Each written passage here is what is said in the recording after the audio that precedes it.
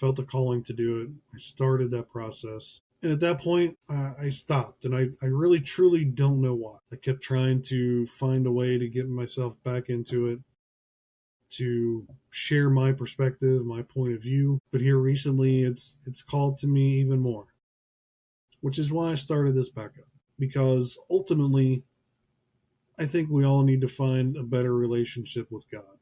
And if I can help do that, or if just doing this gives me accountability to do that for myself, to have a little check and balance to keep me on the right path. If this is what it takes as a little extra motivation to do that, then let's do it. So I've been feeling called back to do this for a while. The recent events with Charlie Kirk just kind of pushed me a little bit more in that direction. I wouldn't say truly fully inspired me to do it, but because, as I said, I started this a while ago.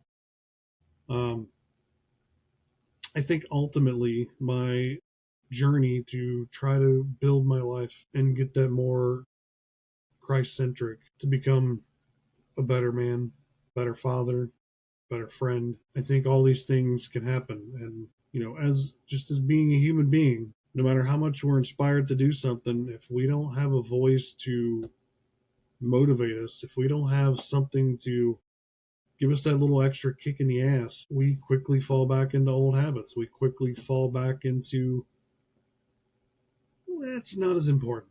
I don't have to do it.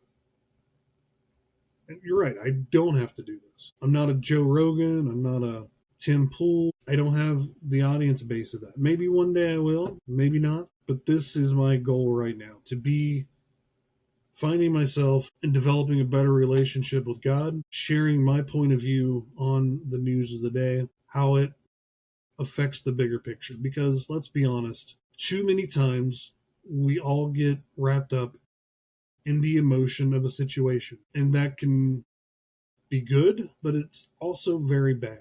Just referring back to what happened with Charlie Kirk. There are many people on the left that have no idea who he was, anything he ever said, saw what the left pushed out in lies about what he said, believed that because they took no time to research for themselves.